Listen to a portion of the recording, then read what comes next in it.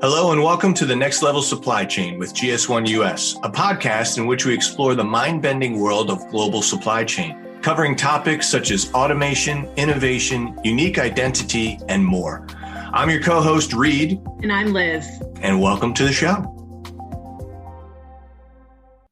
Hello, everyone.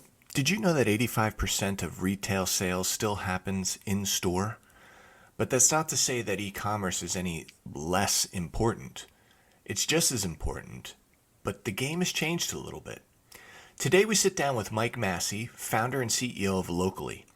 Locally is one of the world's largest online to offline shopping networks. Specialty brands and retailers use their technology as an easy and affordable way to reach more local, ready-to-buy shoppers. Mike happened to grow up in retail. His family owned a sporting goods store in Louisiana. And a little over 20 years ago, he started working with e-commerce solutions in different ways and capacities. And in 2014, he started Locally. Today, he drops some significant knowledge on us on where e-commerce has come from, where it's going, challenges that are still out there, and the differences that different types of business need to take into consideration. It's a really informative conversation. I hope you enjoy it as much as I did. There was so much that went on that I'm hoping we can get Mike back on for further conversations. Without any further ado, enjoy the episode. Hey, Mike, welcome to the show. Hey, thank you for having me. Absolutely. So, over the past several years, and now more than ever, physical and digital commerce have really become one and the same. Tell us a little bit about what you're seeing in that space and what drove your motivation around Locally. Sure. I think I'm going to do them backwards because it'll make more sense. Perfect. So my family's been a small sporting good retailer chain based in New Orleans for this year. It makes 50 years. And, we've been involved in, all forms of marketing. We were very early in the e-commerce business. Back in the 90s, we were one of the very first Amazon sellers.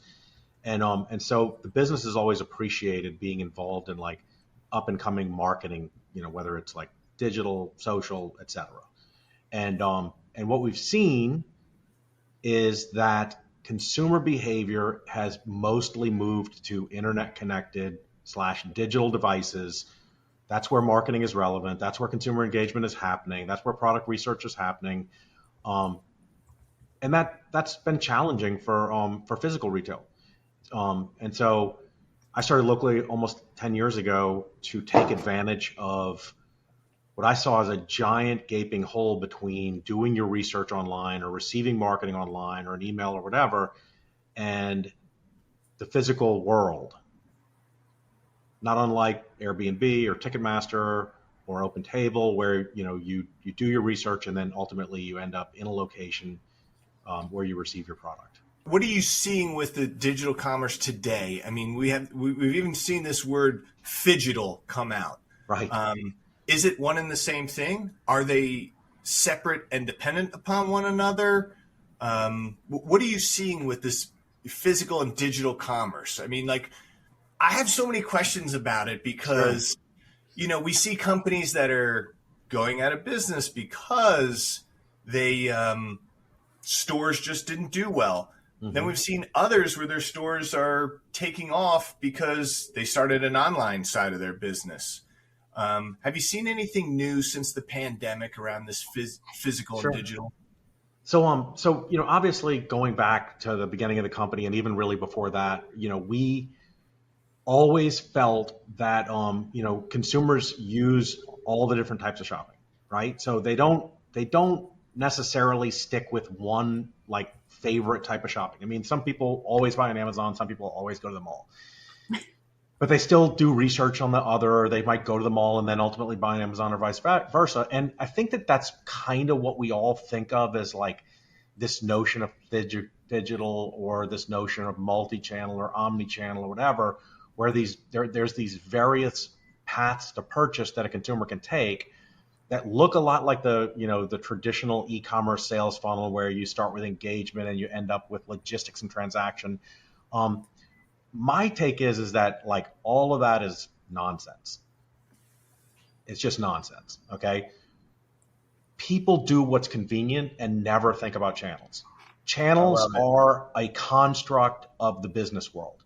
They allow CEOs to create income statements around paths to purchase and then analyze those without regard for how consumers actually behave, which is they might do research in what we call a channel. They might end up making a physical purchase or vice versa. And so I think all of that's really been blown up. And I think that nowhere has it been accelerated more in the history of the internet than COVID, where we saw consumers rally to the notion of like buy online, pick up in store, or same day delivery, or ship to store, or lockers, or whatever. And I think that like we're in an inflection point right now where people like Apple are coming to the conclusion that it's just about buying products.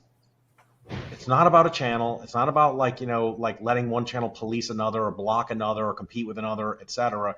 It's literally just give the customer all the possible options all the way through their journey.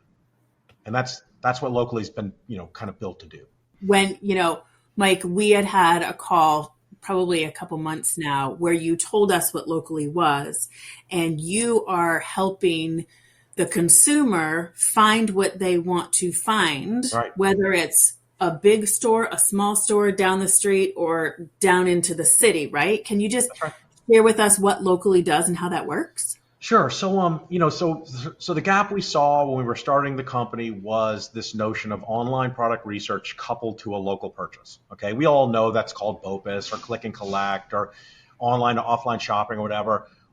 Those terms, they called it web rooming 10 years ago when we started the company, and the yellow pages was still the definitive way that you would go online to offline. You would literally pull out a big yellow book for people who are too young to remember, and you would flip through the sporting goods section and you would go, oh, I want to buy sporting goods, and you would go to that store and you'd buy what they had. And that's just blown up. That's not a thing anymore.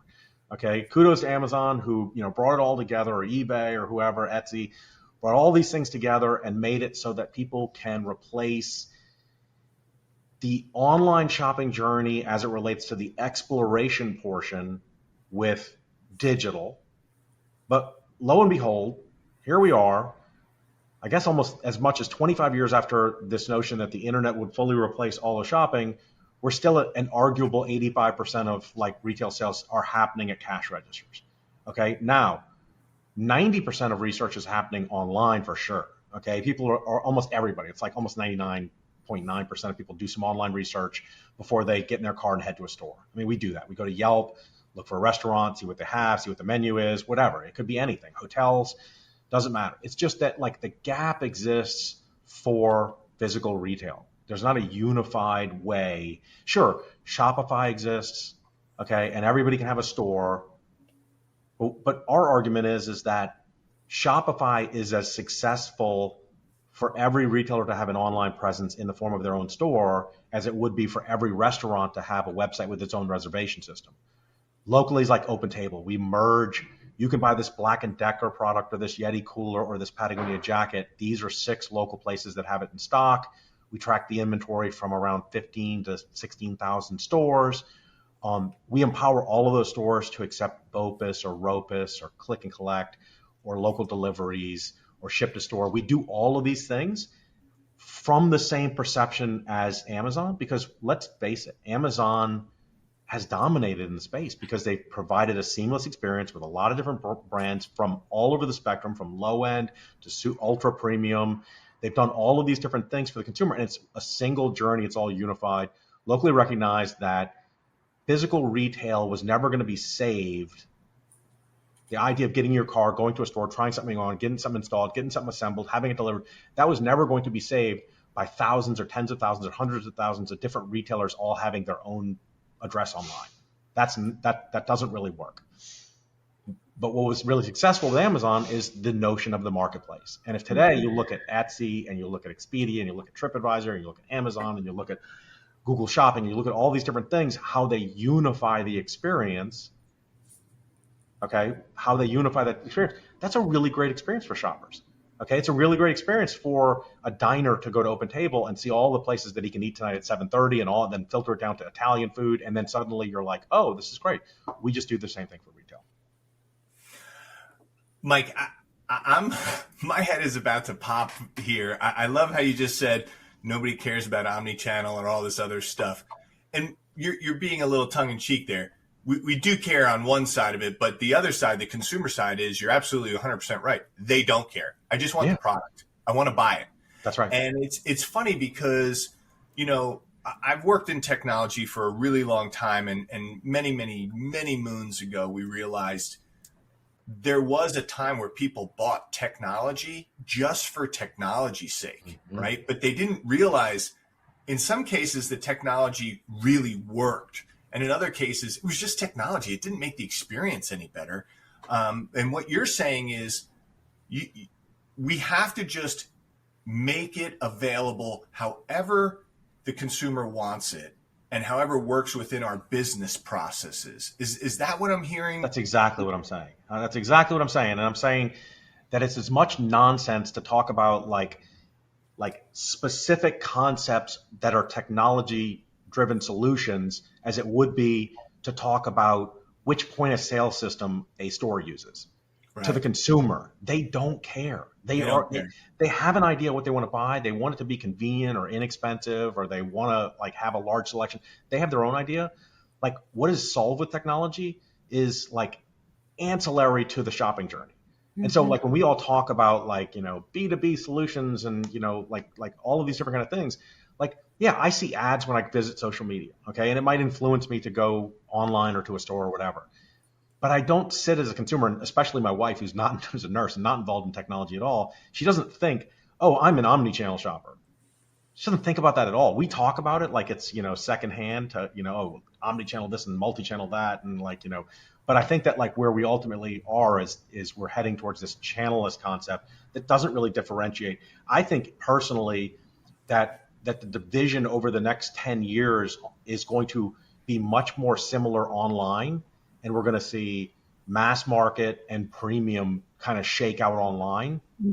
Whereas today you can buy super high-end luxury goods on the same website as toilet paper. I don't think that that's what really goes forward. But I think that as far as consumers' concept going forward, I don't think that consumers are going to care if they visit apple.com and they end up doing a pickup or a shipped package.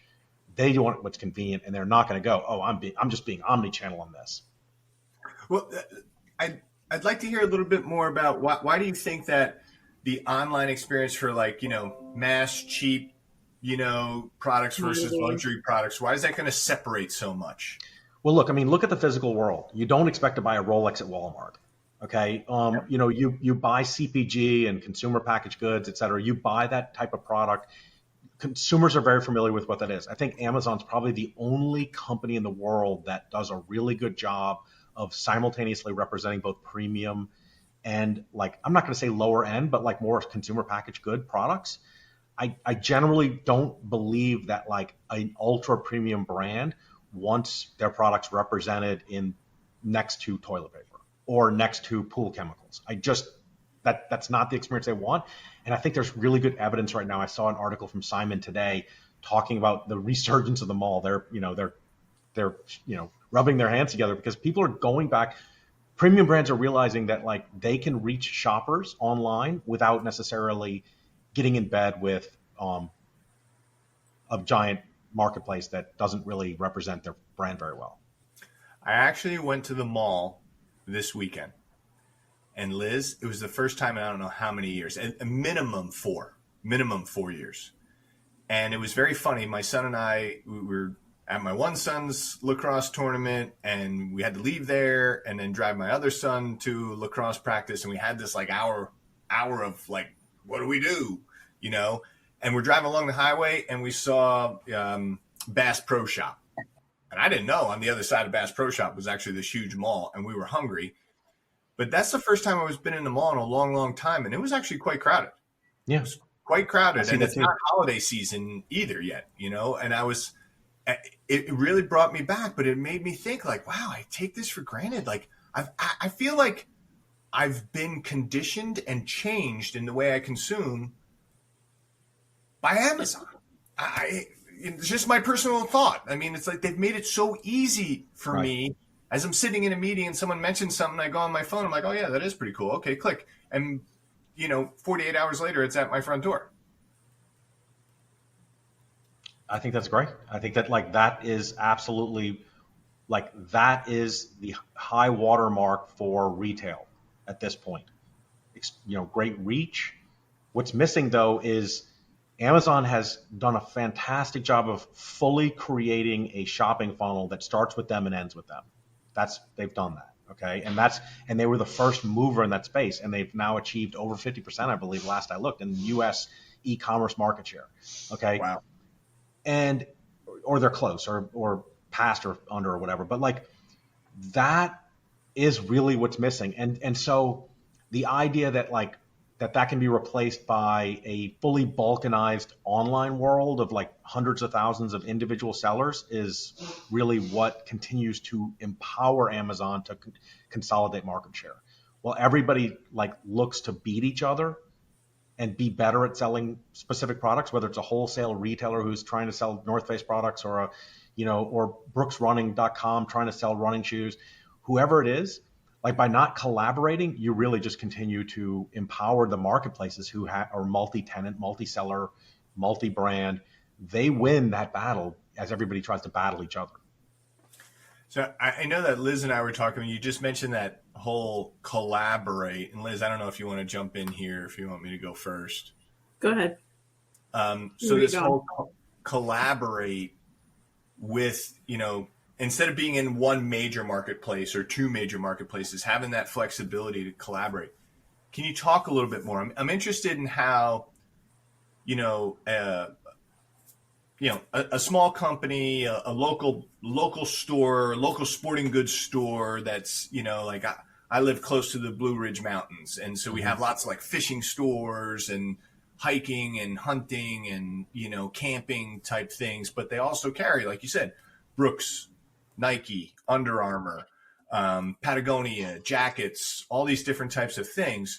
And sometimes what I'll do is I'll look at Google Maps, right? It's just something that I learned. I look at Google Maps. I type in food, right? And then I'm like, okay, here's all the food that's around me, and boom, I pick it.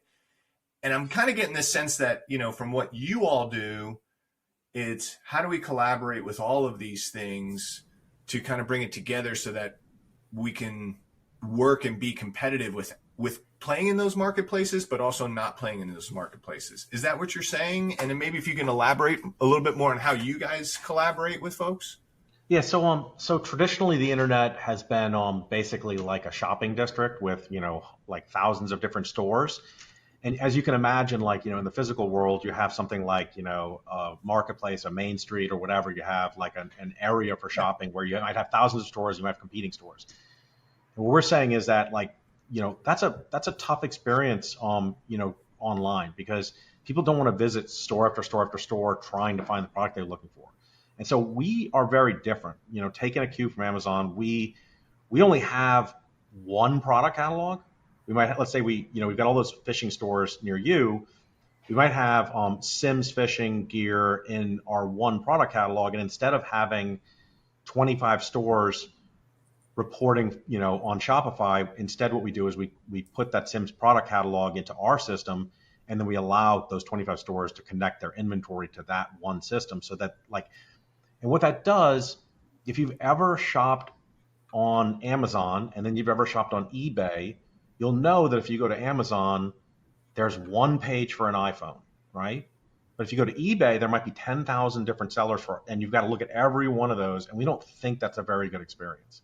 We think that unifying product content into a single global view and then connecting the inventory to that instead, which is the way that Amazon does it, is more appealing to the shopper. Many sellers, but one product set. Excellent. When your organization came to be, and now more than ever, people are doing things differently because of this e-commerce and physical store.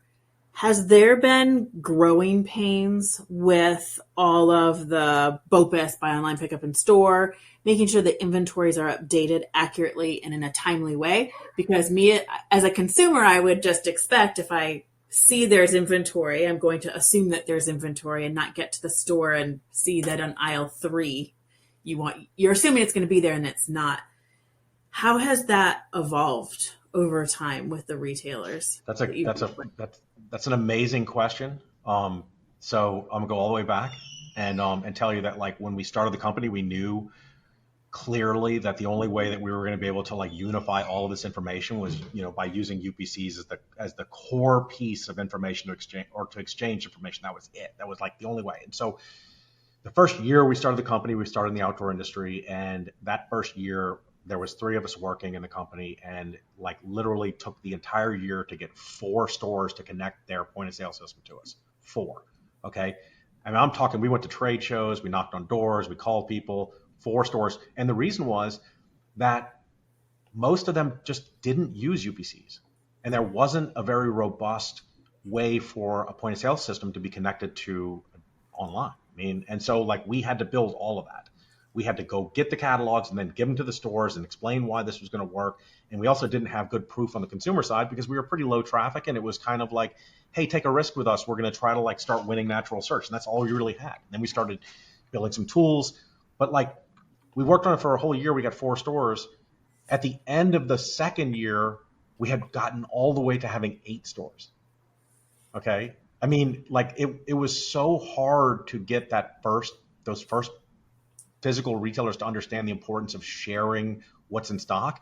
Yeah. And then as more and more stores came on, answering the second part of your question, as more and more stores came on, it became more apparent to us that we need to protect the consumer journey rather than the technology stack and rather than the data. We had to make sure that so we started having to write rules.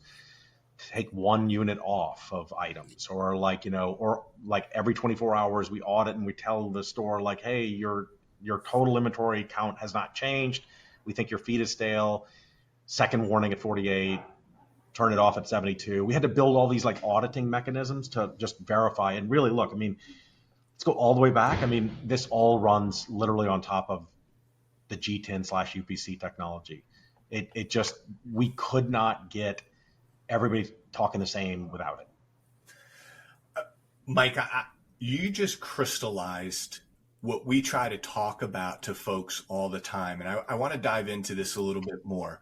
So when you say you're working with these stores, the first 4 stores, let's just give our audience, what do these stores look like? Are they mom and pops? Are they well-known brand retailers? What type of stores are they? They were just like mine. They were just like my own stores. And one of those 4 was me. So that was an easy one to get. But they're small independent retailers who use various point of sale systems, who, were willing to like go out on a limb and try to build things that would connect those point of sale systems, run reports and move them over to like a Dropbox or something to try to get those up online. And, but these were guys who don't know a lot about technology and even had to just go back and like retrofit their point of sale system and put UPCs in for every item. And convincing them to do that was like, it was low ROI at the beginning. And, really there's so much that these store owners are doing. I mean, the whole chief cook and bottle wash, that's what these folks are doing nonstop. And a lot of them just fundamentally that, hey, let's start our own SKU based system. And it works for us because it's our physical store. We're not anywhere else. This is our inventory. This is what we're maintaining.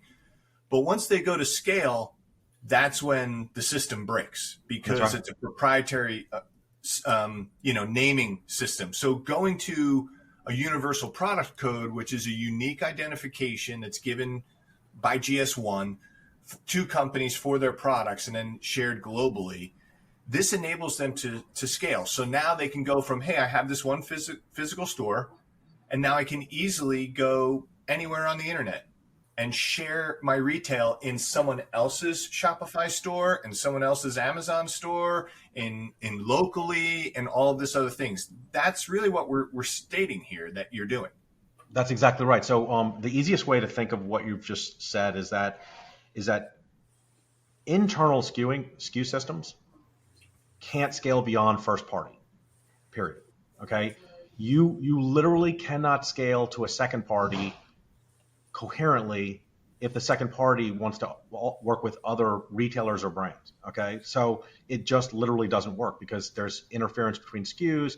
there's just not a common language. It would be like trying to scale a GPS system using alternative, latitude and longitude, and say, oh well, I'm going to use a different latitude, and then trying to make those things compatible. It just, sure. I mean, there's probably a lot of manual work that could come in, but from our perspective, that would be virtually impossible. And things like Google would stop working for marketing, and let's say that's a third party. So brands and retailers could not exchange data eloquently between point of sale, between inventory systems, purchase orders. All those things really fall apart.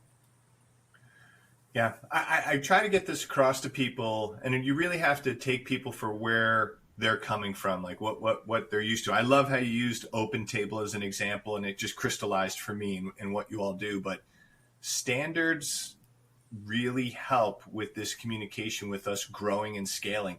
I mean, today more than ever, most folks are familiar with a gig economy or doing a side hustle or something like that. But it's leveraging other systems and just pulling them in with a common language so that we can use it, whether it's internet services, online store, QuickBooks, or just inventory standards, like utilizing a global trade item number in your inventory standards. The world's your oyster. You can go anywhere and sell in any spot. Whereas if you do it, with a proprietary, your self-defined identification system, you're really stuck to your island. And that's exactly right. So you really can't work with. I mean, everybody is standardizing on these systems, okay? And so to kind of repeat this again, if you want to go it your own way, it would be like saying, I don't want to use the Dewey Decimal System. Instead, I'm going to use like a treasure map format for like finding books in a library. Go 10 steps down, turn left, and it doesn't make any sense. Your system is not able, and the expense of a Google, for instance, trying to like incorporate that into their product index, or an Amazon or whoever, if you're a brand, the idea that they somehow that they can leverage an ROI around like accommodating your misfit SKU system, that's just not really possible. The world has moved. We've moved to Dewey Decimal System. We've moved to standardized addressing for homes. Like nobody's going to go back and like go to the treasure map model. I think one thing that it's like using a mechanic's toolbox. You have your standard and metric, and those are our two standards. However, like if you just make up your own design, and when some people do, like we've seen this in like space industry and aerospace industry, and even some of like high end racing environments where they'll have specialty fit, but that doesn't go to a production line, and then that production line then needs to go to service centers. You need ways to efficiently really handle this, and that's why having standards really works. This is the first time I've used that mechanics analogy. That's a good one. I like that. My dad, rest his soul, would be very happy and proud of that one. He was a truck driver and a mechanic. So there you go. Yeah. Standards are everywhere. They are. They're everywhere. My kids roll their eyes when I point out something that has to do with a standard. It could be a coffee pot that fits under whatever. Anyway, question for you, Mike. And you already shared a couple of thoughts that you had with where things are going in the future, about maybe having things shake out a little differently from an online perspective, of having high value goods not next to, I think you said, now I can't remember, but toilet paper is one of them.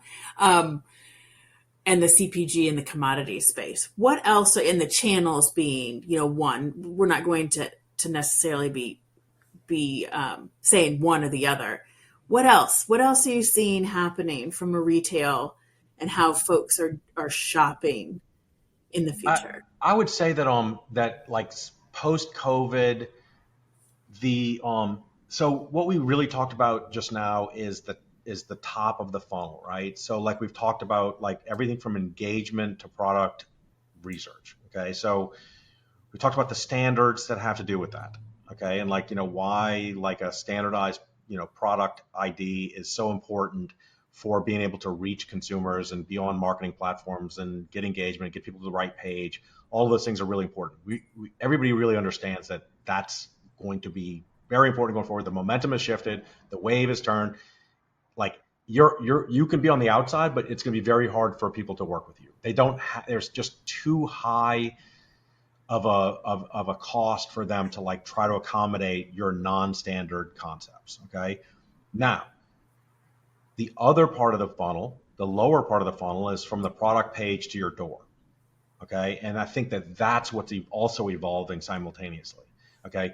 While physical retailers have gotten much better at engaging online shoppers with relevant content, and that's what we've been doing for 10 years, the last 3, we've been building out the lower part of the funnel, which really goes from the decision or the add to cart, let's call it, or whatever, to the possession of the product from the customer. Okay. And I just shared on our blog this morning a note of how big the BOPIS market is going to become. Okay. Over the next 5 years, it's absolutely going to explode. And so COVID only accelerated that. It was already a trend. It already was happening before. We were already doing sales before COVID kicked in. We skyrocketed during that period of time. But what we see is parity over the next probably 4 or 5 years between somebody shipping a box to your house or you going to get it. And then ultimately we see that type of transaction, and Home Depot is already seeing it, for instance, where like the BOPIS purchase actually is now larger than the shipped package. Having a physical presence all over the country, easy to get to, easy returns, easy assembly, easy delivery, all of those things essentially do, at the end of the day, provide consumers with an alternative lower part of the funnel that starts to look better and better and better. And so like people like Shipt or Walmart or Postmates or, Instacart are starting to like bridge the gap between where products are physically located in people's houses or offices. We're only going to see that accelerate. Okay. And then on the other hand, with energy prices now skyrocketing, okay, my business has been in the e-commerce, my retail store has been in the e-commerce business for 20 years. Okay. More. We're completely abandoning that model at this point because the cost of shipping something to a stranger in Boston from New Orleans, that energy cost is just far too high. Okay. And so like when we got started, we could ship a package to Boston for $4 or $5. Now we're talking $17, $18, and it's only become more competitive. So the people want free shipping for $50 or $35. And, we're looking at that math and going, it just makes better sense for us to focus on that top, the local part of the, engagement funnel, and then offer BOPIS, click and collect, ROPIS, ship to store, whatever. The lower half being fully local and not worrying about like trying to be, and then finally to kind of like, underline this concept a little bit more. I've told multiple retailer friends who did not get started in e-commerce back in the 90s or early 2000s that you're basically, if you're getting started in e-commerce in the 2010s, it would be like trying to get started in the California gold rush 20 years after everybody got to California. Okay, the land is staked out. Okay, it's not impossible for you to make it, but it's highly unlikely, and it's going to cost you a tremendous amount of money to enter into what is a very mature business at that point. And so I think most stores do better by focusing their energy on becoming better digital marketers rather than becoming better digital sellers. If that all kind of makes sense to you guys. Yeah. If I hear you correctly on that last bit, is for these local sellers, focus on your digital marketing. Right.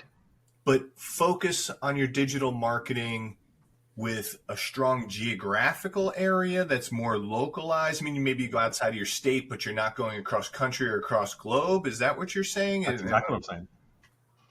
Because of the cost and the footprints and all this stuff. Unless we have, you can grow your business to have, okay, now we have regionals, right? I have this regional spot here in the Northeast and the Southeast or Midwest. And I'm doing my triangulations amongst them, and I'm doing short hauls to other distributions that are on the edges.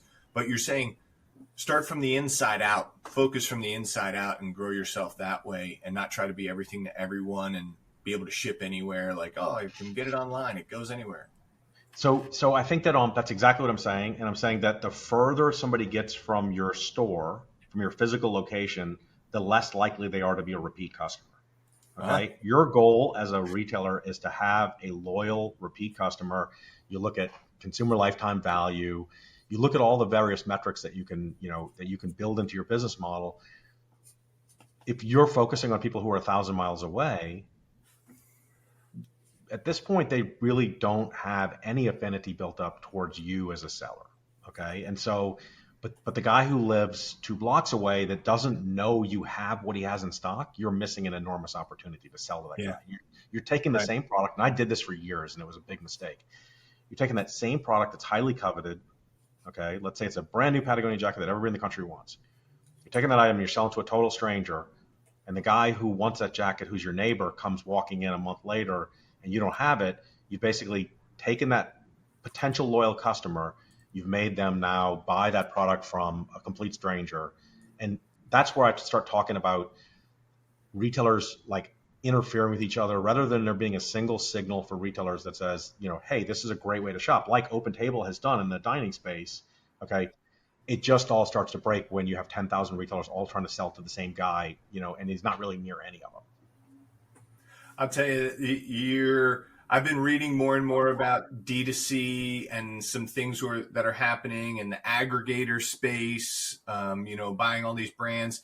And it's been all the key data indicators are pointing to exactly what you just said, which is, it's wildfire in the beginning, but then repeat customers becomes hard. It's the cost of, acquiring a customer just gets higher and higher and higher, as opposed to getting lower with your repeat customers.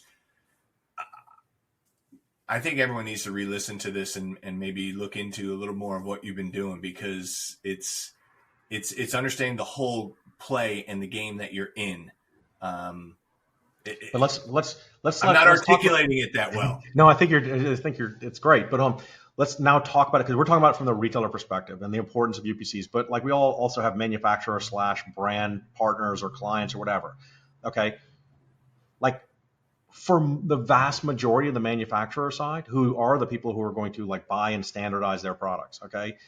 The challenge for them with a distribution model is that 85% of sales are still happening in physical retail local stores. And by far, no matter how much we talk about digital marketing, word of mouth and your neighbor showing you a product is much more likely to drive a purchase. Those Lululemon tights, it's much more likely to drive that purchase than seeing something in 2D on your screen, on your phone or whatever. You're far less likely, if you talk to your neighbor and they go and you say, "Oh, I love those. Where'd you get those?" And they go, "Lululemon, it's right over there." They're going to go there and buy that. And so it's also very important for the brand to consider that direct to consumer is very important, but it really still is driven by the goodwill that's created by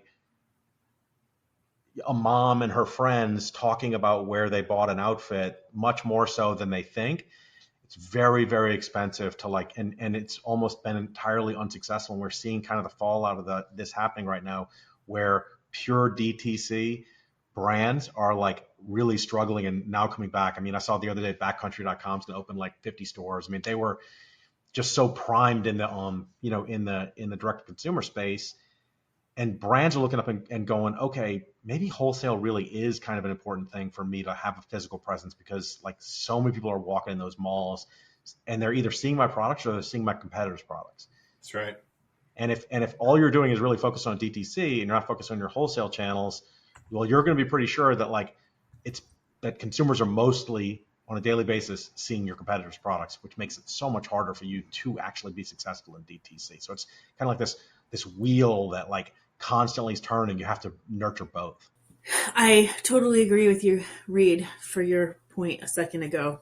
I know I'm going to go re-listen to this, because there was so much that I could remind myself, not just from a standards perspective, but just like all of those different points about how business is changing, both from the brand and manufacturer and consumer and retailer. There's just so much.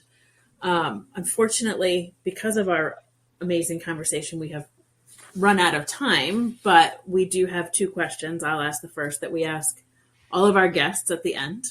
And Mike, right now, what is your favorite technology? It can be something for work. It can be something for home that makes, home life more easy. There's so much technology out there, and I'd love to hear what you're using today and love. Sure. So it's hard to say this is my favorite technology, right? But like the thing I am obsessed with right now is like all of the various mapping and like ways finding solutions, from like trails to driving to like subways, public transportation. Where is this restaurant? Like, all of these things I think are just absolutely like, and I'm not just obsessed with like the idea of that makes them work, the technology that's behind it, but the overall user experience of like a technology that gets us to what we want and can tell us what is going to be where we go. So like I travel a lot. I really love it. I use mapping technology all the time to find things to do. And then I find ways to get there, and I find ways to go eat, and I find a hotel. I mean, I'm obsessed with like that. And like the front screen of my phone probably has like 6 different like wayfinding tools. Yeah, that's awesome. It's very impressive, and it's mind-boggling. And to think back when you used to travel 20 years ago, and it's like, hey, where should we get something to eat? I don't know. Look up in the yellow pages. Right. Right. Or look at the signs on the highway. You're driving and you're going, oh, there's whatever restaurant. Yes. Right. Or you don't even have to do that anymore. The most amazing Thai place is literally one block in the opposite direction when it's late at night and you're in a foreign town or whatever, and you're like, you didn't know. So you drove to the left, but if you went right, you would have been right there. I do appreciate it as well. Mike, my last question for you for today is, we've all kind of been through our lives, and something, we learn or see or experience just change the ways we look at the world. What's something that's blown your mind? It just kind of really just changed you at your core. So I think, and I don't know that it's like changed my mind, but it's something that I think will change my mind in my lifetime, or will be truly transformational. I think that, obviously, digital technologies and the computer revolution. I started working on and with computers when I was a kid. I had like a Radio Shack computer, and it's an era, right? It's like the Bronze Age, or it's like the Industrial Revolution. It's this like data revolution. And I think the thing that we're staring at that we maybe don't give enough appreciation, or we think that it's actually part of this. We think, hey, this next era is going to be like just more and more computer solutions. I don't think it is. I think it's actually AI.